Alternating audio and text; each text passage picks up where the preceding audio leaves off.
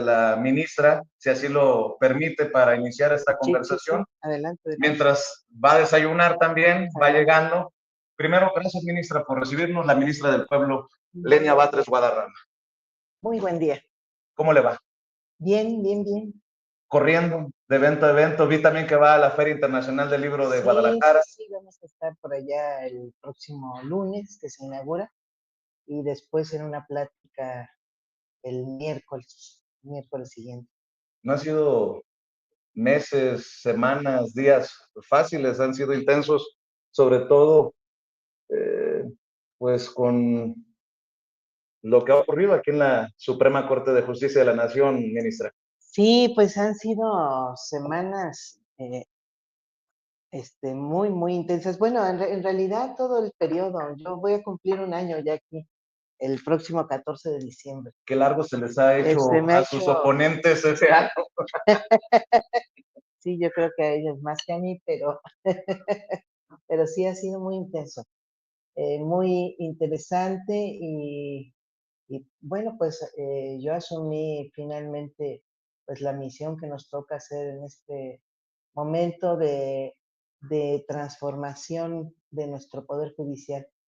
Entonces, de hecho, desde que el presidente López Obrador me nominó para estar en la terna que después se sometió al Senado, nosotros teníamos mucha claridad en la necesidad de una reforma al Poder Judicial.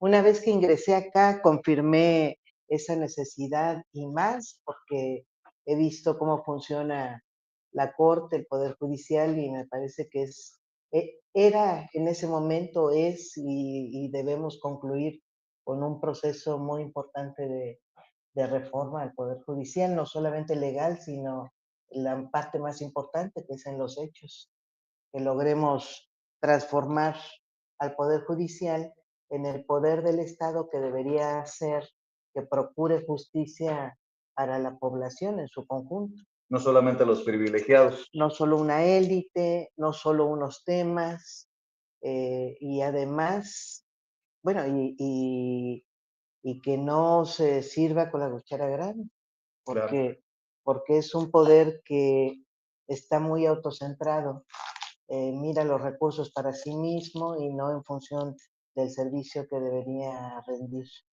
Entonces, pues sí, pues hay una función importante aquí que hacer. Creo que pues las circunstancias a veces nos hacen a los seres humanos y pues esta circunstancia para mí pues fue fundamental y hemos tratado de estar a la altura, dando batalla, discutiendo y empujando ese proceso de reforma. Cafecito, Muchísimas ministra. gracias. Gracias a usted por la invitación. Pues invitamos aquí. Aunque a algunos les va a dar diarrea del coraje por No. chorrillo, porque estamos hablando desde otra perspectiva que no es la que abordan los medios corporativos, Lenia, ministra. En algún momento se lo planteaba al presidente. Cuando usted entró, ¿lo que encontró era peor o había hecho una evaluación correcta? Y dice, no, la cosa estaba peor. Yo le pregunto, ministra, este poder judicial podrido al que se refería el expresidente, este poder judicial que el pueblo quiere que se reforme, que se transforme, ¿cómo lo encontró? ¿Qué hay de lo que tenemos que decirle a las audiencias? Porque el pueblo merece estar informado. ¿Cómo está? ¿Está así de feo como se plantea? Sí, bueno, uno lo puede ver de cerca y aquí lo que venimos a mirar además pues fue documentar el tamaño de esos, el tamaño de la impunidad, del nepotismo, del tráfico de influencias, de un sinfín de desviaciones, creo yo, de lo que deberían ser los fines de los servidores públicos que se encuentran en el Poder Judicial y mucho abuso económico, porque el Poder Judicial tiene un presupuesto altísimo, 78,000 millones de pesos al año. Entonces, vive... Es muy cara la justicia en México. Pues es cara sobre todo para el resultado que tiene, porque es muy O la falta de... Es exactamente, hay un nivel altísimo de impunidad penal, eh, y nos dicen luego los jueces, pero es que eso le corresponde al Ministerio Público, no a los jueces penales. Y no, no es verdad, le corresponde a los dos. Los jueces califican finalmente las investigaciones y también pueden ayudar a propiciar o no, que es lo que sucede, pues el mismo ámbito de eficiencia de los juicios penales. Y eso nada más en el ámbito penal. Creo que la parte más grave está en el ámbito social y en el ámbito del cuidado de los recursos comunes, los bienes como el petróleo, la electricidad, el medio ambiente, las áreas naturales protegidas, el espacio que es de todos los mexicanos y el espacio que tiene propiedad social también, como los ejidos, las tierras comunales. Hay muy poco respeto de los jueces a todo eso. Entonces, se suele mirar fraudes descarados y no nos importa meternos a resolverlos. Aquí hay muchísimo formalismo al respecto y cuando hemos tenido posibilidad de corregir grandes fraudes a los bienes públicos, por ejemplo, tuvimos un caso de un fraude en el gobierno de Puebla, vino el gobernador a explicarnos a cada uno de los ministros, una empresa 2009 no termina un libramiento para el que fue contratado o contratada esta empresa, le cancelan el contrato, le rescinden el contrato y se le imponen sus medidas de penalizaciones que vienen en los contratos. La empresa lo que hace, en vez de asumir su responsabilidad, es mandarle un oficio al gobernador pidiéndole le explique por qué le está imponiendo sanciones. Nadie le contesta del gobierno de Puebla, pues tampoco es que tuviera algo que contestarse. En el ámbito de un contrato, pues todo se entendería claro. Pero resulta que ese oficio no contestado lo presenta ante un juzgado administrativo local pidiendo que el gobierno de Puebla le dé una indemnización a la empresa por una injustificada, porque no le justificó, cancelación del contrato. Y entonces, asumiendo que hay una negativa ficta, que esto es un silencio de la autoridad que crea derechos, en este caso no puede, con base en un contrato, crearse derechos con base en una no contestación de un contrato. Pero resulta que el juez le da la razón a la empresa y le impone al gobierno, no solamente no le pide a la empresa pagar lo que debe, sino le impone al gobierno la indemnización que solicita la empresa. Y entonces en esos días, en esos mismos momentos, se decide disolver la Sala Superior del Tribunal Administrativo de Justicia Administrativa del Estado, del Estado de Puebla. Y entonces no tiene el gobierno de Puebla ante quién interponer la apelación de la sentencia. Interpone un amparo, que es otra justicia, es una justicia federal. El juez del amparo le dice al gobierno, no es competencia federal, tú debes apelar en la instancia local. Y entonces lo que hace el gobierno de Puebla es venir a la Corte con una revisión, pidiéndole a la Corte que atraiga el asunto para que le otorgue su derecho a apelar, porque tiene derecho constitucional a apelar. La Corte ve el asunto y decide no darle el derecho a apelar. Dice, este no es tema de constitucionalidad, es tema de legalidad local, además. No hay ningún asunto en el que se viole ningún artículo constitucional. Y bueno, pues yo que veía ese asunto, les discutí. Claro que lo hay, porque está el gobernador pidiendo un derecho constitucional, que es el de la apelación. Y entonces resulta que resuelven la segunda sala, que no se trata de una persona física con derechos humanos, sino de un gobierno que no tiene derechos humanos y entonces no le otorga el derecho a apelar y se queda firme no solamente la indemnización que en su momento hace varios años reclamó indebidamente la empresa, sino con sus intereses que se fueron generando Y en la obra estos sin terminar. años, por supuesto. Y ahora debe el gobierno de Puebla 2.500 millones a una empresa que no tenía por qué pagarle nada y con sentencia firme desde la propia Suprema Corte. Ministra, yo soy muy mal pensado, Ajá, pero uno se preguntará, ¿y de a cuánto fue? Lo que no suena honesto suena metálico.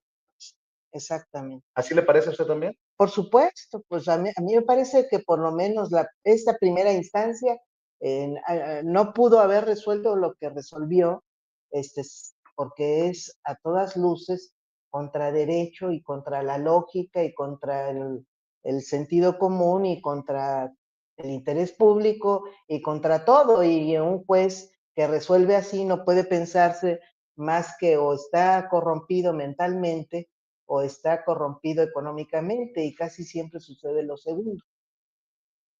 Voy a preguntarlo, ya se lo pregunté en su momento a la ministra Yasmín Esquivel, ahora se lo pregunto a la ministra del Pueblo. ¿Los monstruos están vestidos de toga y birrete, ministra? Porque lo que me está diciendo de ir contra los intereses del pueblo, que también, pues en este caso los poblanos y poblanas van a terminar chutándose 2.500 millones de pesos para una empresa que ni siquiera terminó la obra, pues es ir en contra de los intereses del pueblo.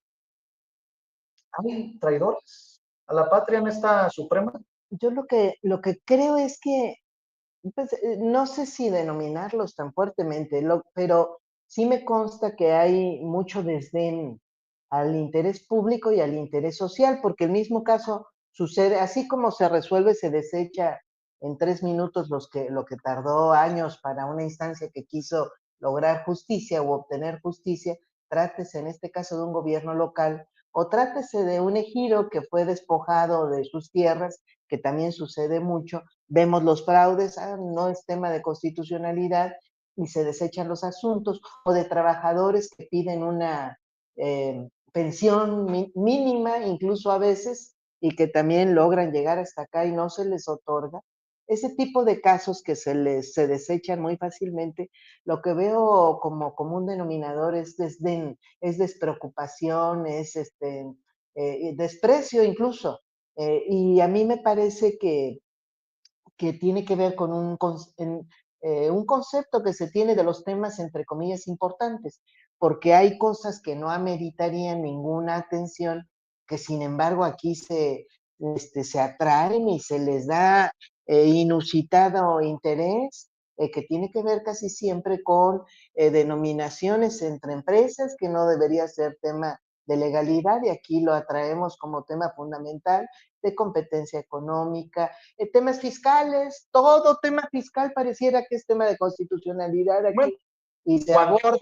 viene, también se archivan. Ya ve que hay un señor que debe mucho dinero y que por ahí lo archivaron el expediente algunos meses, uno de sus colegas. Pero eso implicó que primero se atrajo. Entonces se atraen porque se les da la importancia de que deben resolverse aquí, aunque después, aunque en realidad sea incluso para demorarlos. Pero temas de interés de la comunidad, en general reciben un maltrato. Entonces, es una conducta constante. Eso pasa en el Poder Judicial. Entonces, cuando me preguntas, ¿era peor? Pues cuando ve uno caso, conducta tan constante, interés en temas que podrían no ser de interés de la nación, que sin embargo aquí le damos un interés superlativo, pues sí, por supuesto que va uno viendo que es peor porque no necesariamente implica un acto de corrupción inmediato, sino que en muchos casos puede implicar simplemente una concepción. Esa es una parte más dramática del asunto, ¿no? O sea, están convencidos de que no son temas que la Corte debería simplemente resolver, que se resuelva, que se rasquen con sus propias uñas los ejidatarios despojados, que si el gobierno de Puebla pues no se pudo defender, pues no es asunto de esta Corte. Nosotros no tenemos por qué garantizar la apelación a un gobierno local, porque no es persona física. Pero Ese ¿sabe, tipo de temas, ¿no? Pero está de la patada, ministra, mientras le hago el planteamiento, le doy la oportunidad también de Buen provecho. iniciar el desayuno, buen provecho. Está de la patada que hay esa visión que usted nos está denunciando aquí a través de las cámaras y los micrófonos de Sin Censura. Y le agradezco nuevamente el tiempo y por favor siéntase en la confianza a la hora que tengamos que salir corriendo, porque usted siempre también anda con la agenda llena, con mucho cariño se lo digo y mucho respeto. Cuando se tenga que levantar me dice y le avisamos a la audiencia diferente e inteligente de Sin Censura. Está de la patada porque si esa visión permeaba o permea, porque ustedes son tres las que han defendido al pueblo, Yasmín Esquivel, Lenia Batres Guadarrama, Loreta Ortiz, contra el grupo de los 8, como le hemos llamado en algunos medios independientes, pues está de la patada porque también los impuestos de esos ejidatarios, de esa gente de a pie, les paga los salarios, los privilegios que tanto hemos criticado, ¿no? Que de la patada está que esos que reciben un buen salario, que tienen su grupo de seguridad, los beneficios para sus familias, no le presten atención a lo que es muchas veces de vida o muerte para la gente de abajo, ministra. Sí, exactamente. Pueden ser asuntos, bueno, para una persona pensionada o un trabajador que espera recibir una pensión, aunque sea de subsistencia, porque hemos tenido esos casos, casos que se tardaron 7, 8 años en llegar acá, pidiendo pensiones de subsistencia y también los desechamos, porque no son tema de constitucionalidad, aunque se trate de un derecho fundamental para una persona, pues el recibir simplemente un ingreso. Entonces son derechos laborales, son derechos sociales. En general, fíjate, lo que te digo es que además fuimos poniéndole números porque hay cosas que no sabíamos antes de ingresar acá, como que la Corte, hasta antes de que se determinara, se reformara constitucionalmente y se prohibiera las condonaciones de impuestos, resulta que llegó a atender hasta en un 80% los asuntos que atendía en materia fiscal. La materia fiscal era la materia mayoritaria en número. Es decir, es, ¿quién combate el pago de impuestos? Pues no es cualquier ciudadano, ¿verdad? ¿Quién combate? Combaten los grandes contribuyentes, que son o personas físicas con muchísimos recursos o personas morales, es decir, empresas que se acostumbraron a no pagar impuestos Esos personajes son los que están atrás de campañas tan groseras en su contra. He visto comunicadores, opinólogos, personajes que ante la falta de tema Ajá. se van a lo personal, se van a la denostación, al intento de ridiculizar. ¿Le afecta eso, ministra? Por cierto, yo más bien he ubicado a los personajes políticos o los propios personajes aquí de la Corte. Ahí mucho tiempo estuve reclamándole a la ministra Piña que intentara bajar una cuenta dedicada a denostarme, ¿Desde aquí? pues que usaba el logo de la Corte. Entonces me decía que no era de aquí, pero por más que le insistía en que le pidiera esa cuenta, no utilizar un logotipo oficial de la Corte, se tardó 9 meses en hacerlo. Entonces, pues yo he pensado que puede venir de aquí mismo, no lo sé. No, en todo caso puede ser lo de menos. No, yo en realidad no tengo tanto ego para eso, no, me ofende por supuesto, porque cualquier ofensa, no espera uno recibir ofensas, menos si no las merece o si creemos que no las merecemos. Por supuesto, las agresiones son agresiones. Eh, pero yo sé que, y por eso es que creo que me digamos que ofende menos, sé que más bien lo que se busca pues es impedir una posición. Mi persona es lo de menos. Entonces, de mi persona pueden inventar lo que sea, porque además así lo hacen. Agarran cualquier cosa y cualquier cosa la convierten en otra, es lo de menos, o sea, somos finalmente quienes somos parte de la propia vida pública, pues finalmente representamos eh, jaloneos para distintos lados, ¿no? Y pues en mi caso, pues lo que se busca es golpear a una posición, es golpear una voz, es impedir que esté denunciando lo que denuncio, porque además me he pasado pues este año informando lo que se resuelve en la segunda sala, en las sesiones privadas de la Corte, que no se le quieren informar a la gente en general o no se informan.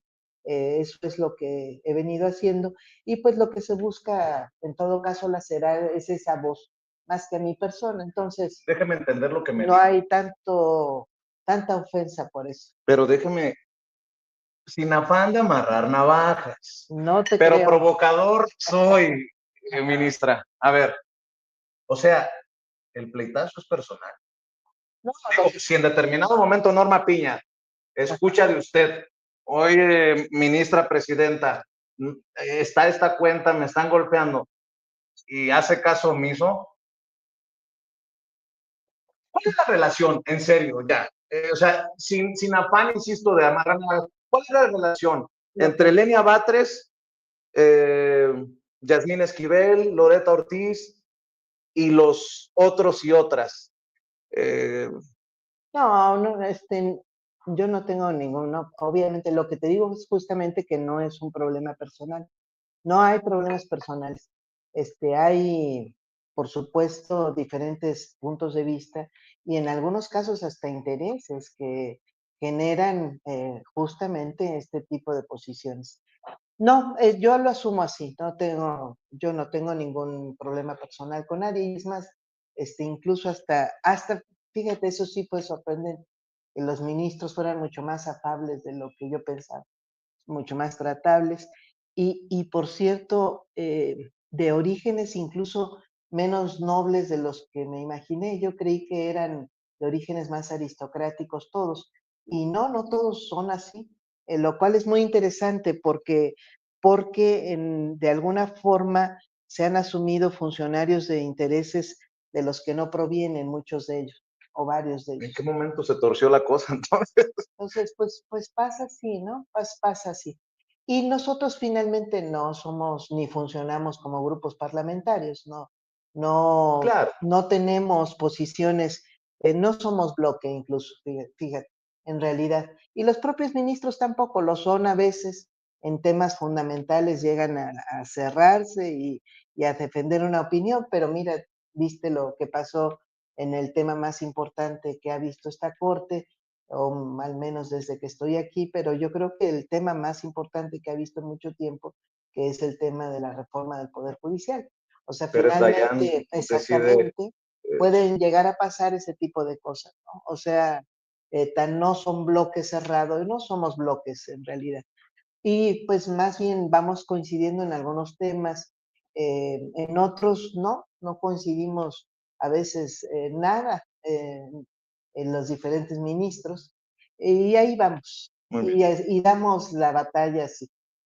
Bueno, hay tantos temas que abordar mientras le permitimos unos bocados a la ministra Lenia Batres Guadarrama, que nos hace el favor de recibirnos en su oficina aquí en la Suprema Corte de Justicia de la Nación. Le quiero agradecer a todas las personas que están comentando, opinando, expresándose. Eh, Seguramente ya se dio cuenta de cómo personajes políticos, incluso personajes de esta Suprema Corte de Justicia de la Nación, pareciera que le apuestan a que una mano dura venga a meter de cintura a estos que gobiernan en la 4T o en el segundo piso de la transformación desde Estados Unidos. Pues.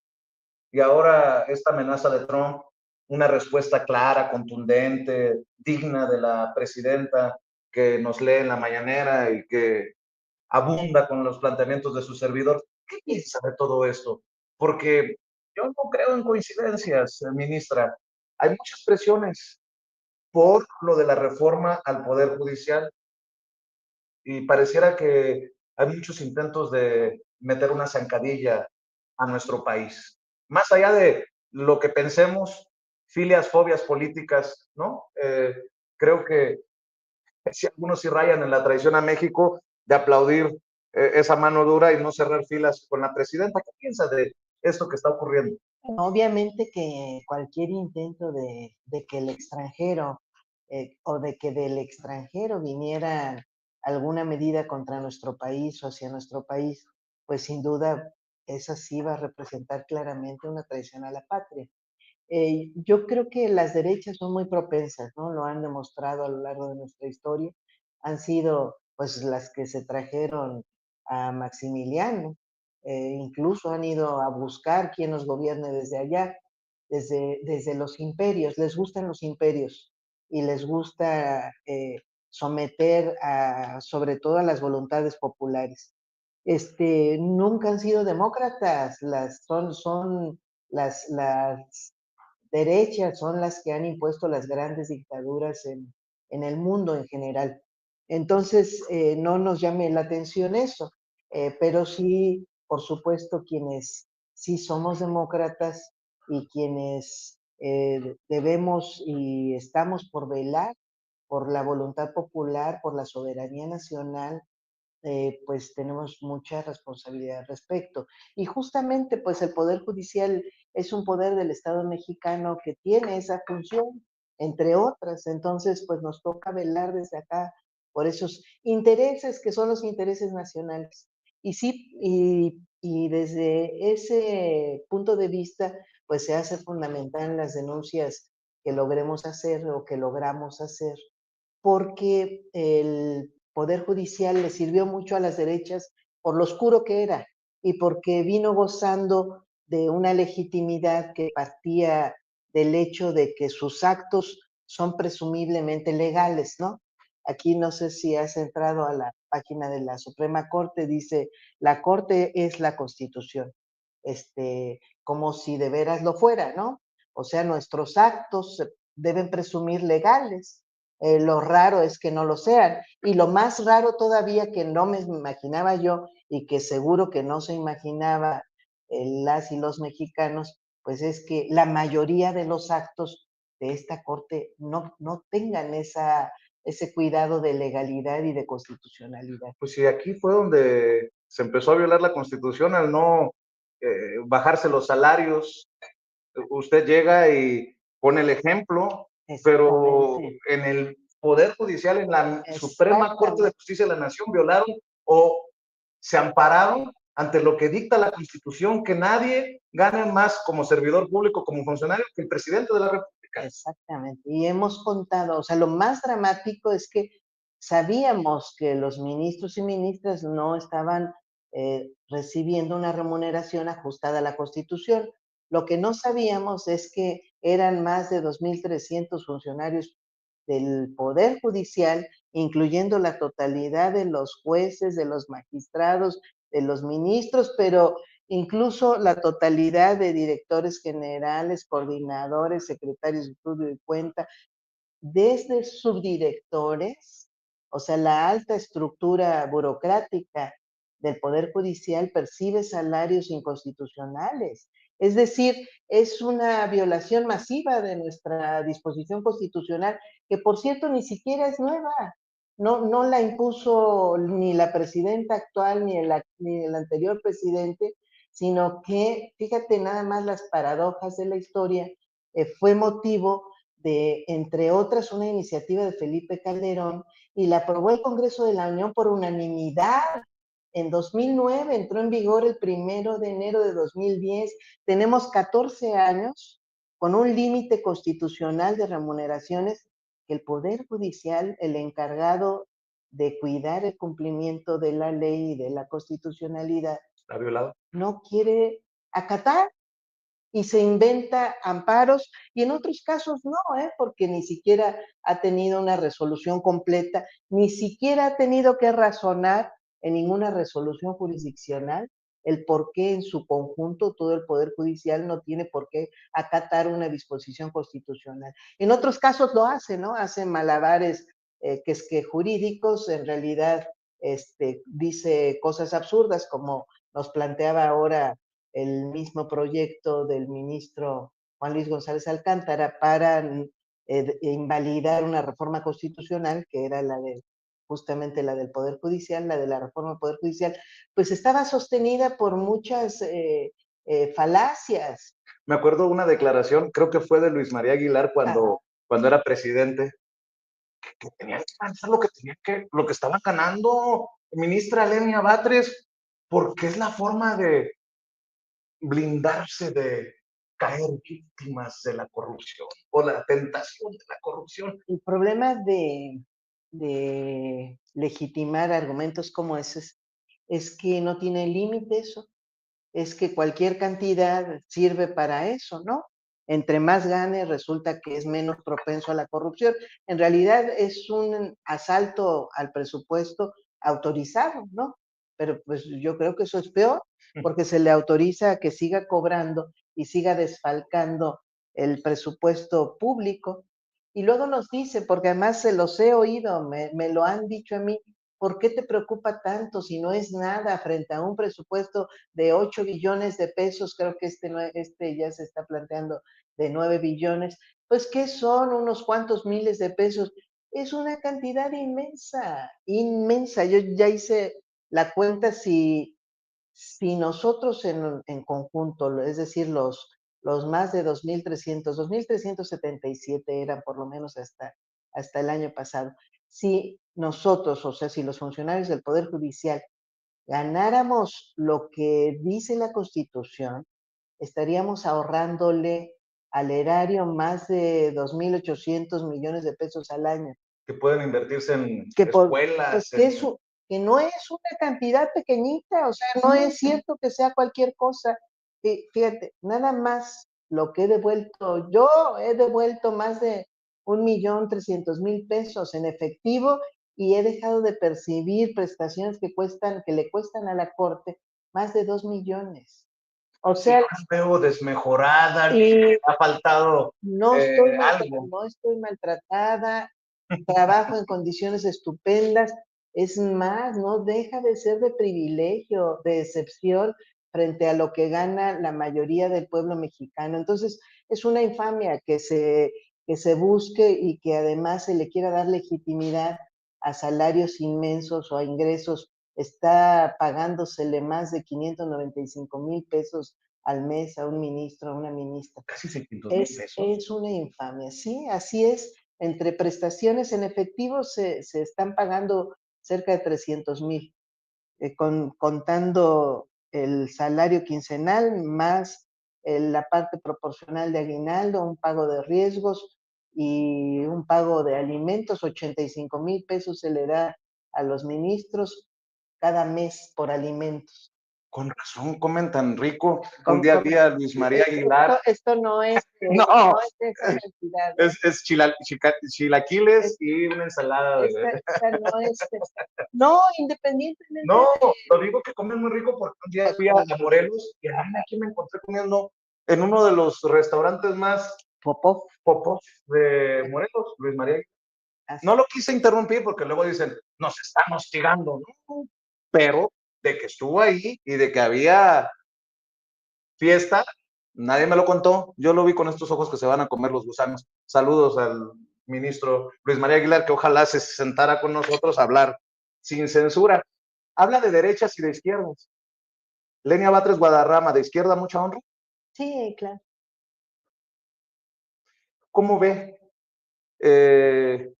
esta sombra de la derecha con el lawfare? Lo hemos visto en el sur, se lo he planteado incluso a la presidenta en las mañaneras. Ya vimos lo que pasó en Brasil, lo que le está pasando a Petro en Colombia, lo que pasó en Ecuador, lo que pasó en Argentina, aquí en México.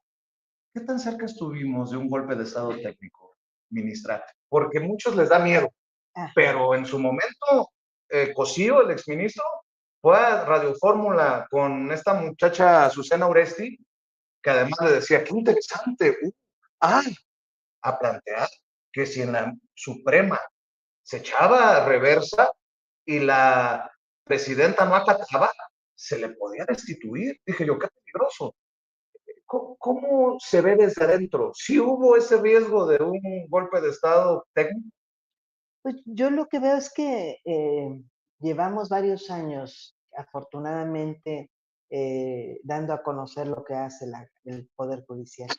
Perdón. Los excesos que se tienen desde acá, las extralimitaciones que viene resolviendo justamente en estos mismos años, y creo que eso ha generado pues estar más alertas, que la gente esté más alerta y que le crea menos a este tipo de infamias o de posibles infamias. Ya antes de la declaración del exministro Cosío, aquí hubo un proyecto del ministro Aguilar que circuló planteando la posible destitución del presidente de la República. Sí, recuerdo. Eh, Andrés Manuel López Obrador en su sí, momento, sí. sí, y bueno, tuvimos ya un lofer porque finalmente el desafuero que sucedió en 2004, pues fue una destitución desde un juicio político.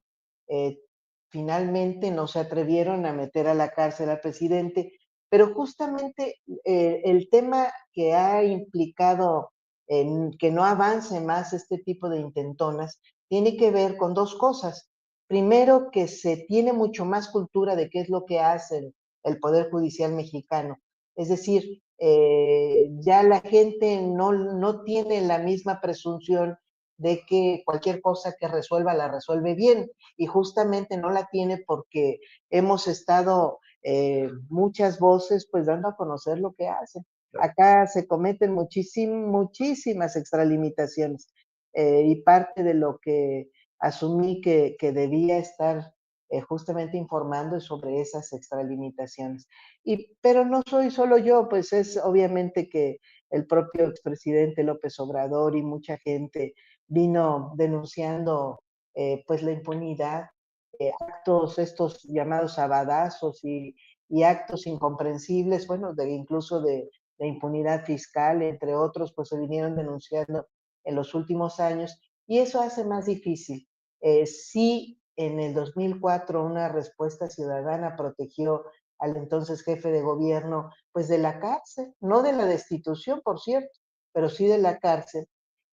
Bueno, ya en el año 2024, el pueblo mexicano, pues no solamente, ya ni siquiera se plantea algo así, yo creo, o sea, lo damos por descontado. Simplemente la gente salió a opinar sobre una posible reforma al Poder Judicial que nos parece obvia, que solamente a ministros que no salen nunca de aquí y no hablan con nadie que no sea otro ministro, pues le puede parecer sorprendente que se haya resuelto así y por eso es que nos plantearon un proyecto como el que presentó el ministro Juan Luis, pero en general yo creo que la gente tiene ya mucha conciencia. Fíjate, ahora que he estado pues yendo a muchas conferencias, foros, Permítame un instante. conversatorios, Sí. eh, justamente sobre el Poder Judicial, sobre la justicia, sobre la reforma judicial, veo a la gente interesadísima como nunca en estos Pero también temas. la gente reclama, Ajá, les reclama a ustedes que ajá. con claridad se hable, ¿no? Si hay corruptos, que se mencionen con nombre y apellido, ministra. En algún momento, todos estos casos de nepotismo, todos estos casos de corrupción, todos estos sabadazos, ¿nos podrían ustedes, no sé, ustedes son muy propias, dar nombre y apellido? Porque, digo, no puede uno echar en el mismo saco a los ministros y ministras, a los magistrados y magistradas, a los jueces y juezas, sobre estos casos de nepotismo, ¿no? Porque hay algunos que sí se han pasado de rosca, Ajá. ¿no? En algún momento podría aspirar el pueblo de México a que ustedes le digan eso de guardarle de archivar el expediente de Ricardo Salinas Pliego tantos meses, a lo mejor fue legal, pero no moral, y así las cosas de claras. No, bueno, yo te puedo documentar muchísimos temas de cómo han votado. Eh, eh, eso sí te puedo documentar. Tal tema votaron tantos contra tantos y quiénes fueron. A partir de ahí podemos saber si hay actos de corrupción, pero el puro voto en sí mismo no nos dice el acto de corrupción, nos dice la probabilidad del acto de corrupción. Eso es lo que podemos hacer. Y aquí, porque finalmente de todos los jueces y todos los magistrados, pues es un universo grande. No somos nosotros sus jefes, por cierto, que a veces se piensa eso. No tenemos incluso ninguna relación directa. Es el Consejo de la Judicatura Federal, que es este órgano que no sirve para mucho, el que es el encargado qué fuerte que usted de lo diga como administrar. ministra. No, pues eso es, Se para el cuello Norma no, Piña no, diciendo que es la... 14 procedimientos de sanción inició el año pasado frente a más de 10,000 quejas contra jueces y magistrados. 14, Sí, así no es. 14,000, No, 14. no 1,400. 14 y por cierto ya revocaron 5. Este, Es una risa, ¿no? Es el no chiste, hay, un no chiste malo. hay, no hay quien cuide a los jueces en sus conductas, a los jueces, a los magistrados. Pero nombres, pues es más complicado, pues sí implica investigación seria y debemos tener un órgano que la pueda hacer. Por eso es que esta idea de un tribunal de disciplina judicial, pues es magnífica. Sé que hay sesión en el Ajá, Pleno a sí, las 11:30, me están sí, sí, diciendo, sí. y me gustaría cerrar unos minutos para que pueda comer algo. Me gustaría cerrar para la audiencia de Sin Censura preguntando, por ejemplo, ministra, el maestro Paco Cruz, que es parte fundamental del equipo de Sin Censura, escritor, periodista de investigación, habla de que ya inició un año de Hidalgo. Ya sabe a qué se refiere con el año de Hidalgo, ¿no? En el Poder Judicial. Y los abadazos, las resoluciones sobre personajes del crimen organizado para beneficiar a tal o cual privilegiado, le darían la razón. ¿Cómo ve usted este, esta recta final de un poder judicial que va a dejar de ser para, con el apoyo del pueblo, florecer en algo mejor para nuestro país? Pero de aquí a la elección puede pasar cualquier cosa. ¿Qué evaluación, qué reflexión nos da para la audiencia, ministra? Pues que estemos muy vigilantes, que efectivamente hay ese riesgo de impunidad, de descontrol y de abuso, de mayor abuso todavía. Entonces sí es muy importante que estemos vigilantes de lo que sucede en la corte, en los tribunales, en los juzgados.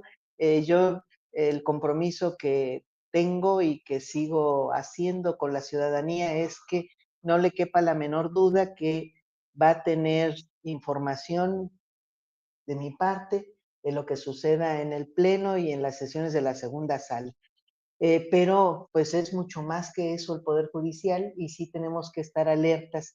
Hay unos recursos públicos que tiene que devolver a la Tesorería de la Federación, el Poder Judicial, que son 14 fideicomisos, ¿No lo han que, hecho? que tienen más de 25,000 millones de ¿No lo han pesos regresado? y que antes del 31 de diciembre debe regresar a la Federación. Ojo con eso, ¿eh? Ojo Estemos con eso. alertas con eso porque pues es fundamental, va a ser un recurso fundamental para los derechos sociales, para el ejercicio de las elecciones del año que entra, porque se cuenta con esos recursos para eso. Entonces se hace fundamental que estemos vigilantes. ¿Buscaría ser presidente de la Sí, Suprema? pero esa va a ser una decisión, digo, más que lo que me encante o lo que nos encante a los ministros, lo que queramos, nuestros deseos, lo más importante es que depende del voto popular quien sea la o el presidente de la Corte. Por supuesto que a mí me gustaría ser parte de decisiones fundamentales, parte de la limpieza que merece el Poder Judicial, de las medidas de austeridad, de garantizar las remuneraciones en el tope que dice nuestra Constitución, por supuesto. Para eso me gustaría ser presidente. A mí, fíjate, en realidad soy poco ambiciosa, realmente lo soy. Y a veces me llegan a decir eso porque algunas responsabilidades, incluyendo la que ocupa actualmente, en realidad han sido más circunstanciales que producto de mi ambición. Pero en este momento sí me atrevo a decir que tendría algo que hacer en la presidencia de la Corte. Y más allá de eso, pues es voluntad Que la ciudadana gente decida. y que la gente, por medio de la votación, lleve a quien crea que puede realizar la mejor función, entre otras, de representación del Poder Judicial como poder de Estado y de garantizar sus funciones frente a las demás funciones del propio Estado mexicano. Le agradezco su generosidad, le agradezco este primer encuentro, que espero que sea uno de muchos. Permítanos a través de las cámaras y los micrófonos de Sin Censura llevar esa transparencia y esa claridad a nuestras audiencias. Si así lo determina, se lo dejo ahí sobre la mesa, ministra. Éxito, estamos al pendiente y muchas gracias. Aquí estamos siempre del lado del que nunca nos vamos a equivocar, del lado del pueblo, ministra. Así es, un saludo al auditorio de Sin Censura, un abrazo muy afectuoso. Gracias, mi querido Toño. Vamos a regresar las cámaras y los micrófonos para que coma algo la ministra y bueno, tú tienes allá el control. No, es que como estos son con caviar, digo, van a decir, si nos criticaron por el huevito que nos dieron en aquel encuentro en Palacio Nacional, ahora van a decir, me conformas con unos chilaquiles. Bueno, aunque les dé chorrillo a nuestros odiadores, mi querido Toño, y a los odiadores que tienen muchos, la ministra Lenia Batres Guadarrama, esperamos haber cumplido cabalmente con la audiencia de Sin Censura en esta conversación para este espacio libre como el viento. Voy contigo, Toño. Y un agradecimiento de parte del equipo de Sin Censura y de la audiencia a la ministra Lenia Batres por esta entrevista que nos concede. Mire la diferencia, hemos estado buscando en Sin Censura hacer algo así, ver el lado humano de las principales personalidades públicas que existen, tal vez yendo a comer, a desayunar con ellos, y mientras estamos desayunando platicamos, mientras estamos tomando un cafecito, platicamos situaciones tan importantes como las que nos plantea la ministra Lenia Batres. Nos habla de este riesgo de impunidad, descontrol y abuso ante el año de Hidalgo que advierte el queridísimo Paco Cruz. Hace declaraciones muy, muy fuertes sobre qué tan cerca estuvimos de ese golpe de estado técnico. Nos dice que si los ministros acataran la Constitución, el pueblo de México se ahorraría más de 2.800 millones de pesos al año, imagínese usted. O sea, uno de los argumentos de los ministros de la Suprema Corte de Justicia para ganar mucho dinero era que no le quitaban tanto dinero al presupuesto de la gente en cuanto a contribuciones. Claro que sí, 2.800 millones de pesos, imagínese usted. Nos habla de cómo la derecha es muy propensa a traicionar a la patria, nos habla de las diferencias que ha tenido en lo institucional, porque ella es muy institucional con la ministra Norma Piña, también habla de pues, de estos abogánsters que realmente eran los que gobernaban el Poder Judicial antes de las reformas. Y cómo es que esto a mí me pareció sumamente preocupante. 80% de los asuntos en la Suprema Corte de Justicia eran en materia fiscal. Y lo da a conocer la ministra Lenia Batres claramente, ¿no? No cualquier ciudadano combate la recaudación fiscal sino los grandes contribuyentes. Usted que nos ve y que nos escucha, ¿cuándo ha llevado un caso suyo de impuestos a la Suprema Corte de Justicia?